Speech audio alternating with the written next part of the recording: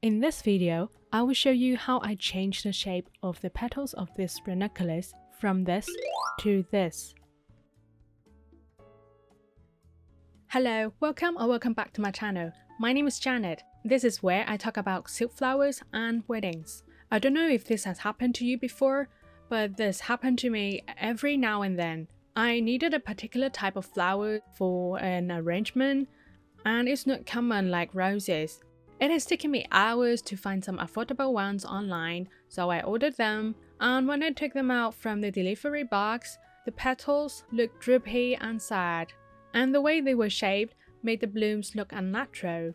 In order to get my flowers to look their best and reduce waste, I have spent some time experimenting and found a way to save those sad droopy petals.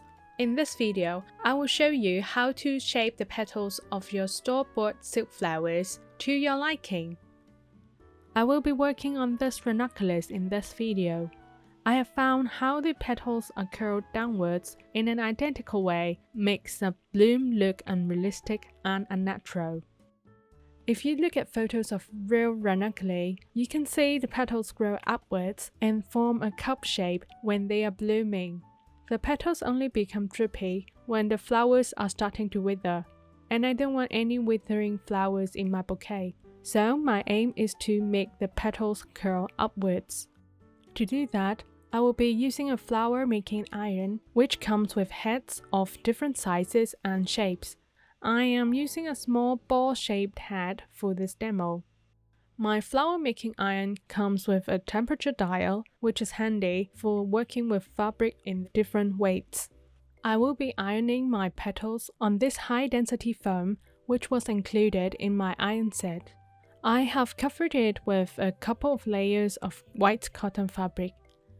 Last but not least, I have some sheets of baking parchment for ironing as well.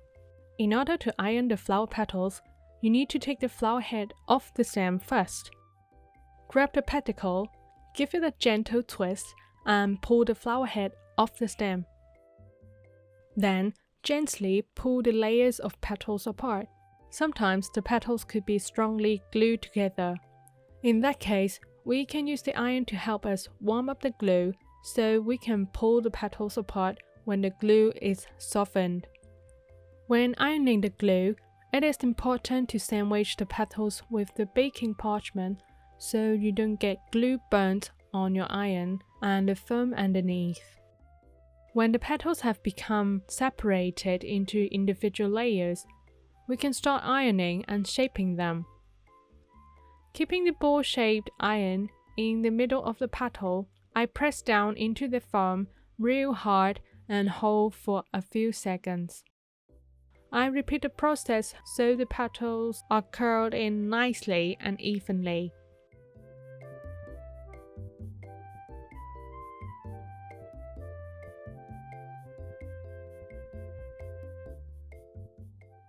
And I draw a line with the iron down in the middle of the petal to help it curl more.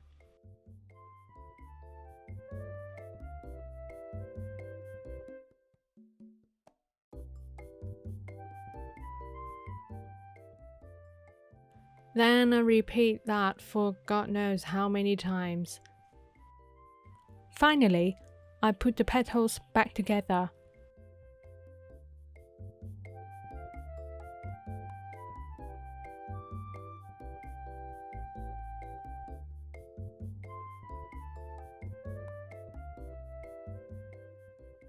Here you can see the finished flower compared to the original. The impact of the ironing is quite obvious, and you can see there's a slight color change because the petals reflect light differently after being curled.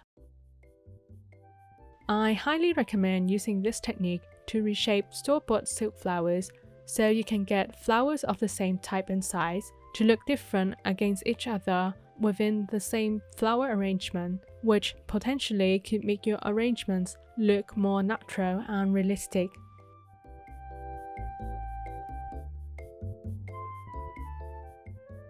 I hope you have found this video helpful. If you did, please give this video a thumbs up. Thank you for watching, and I will see you in the next one.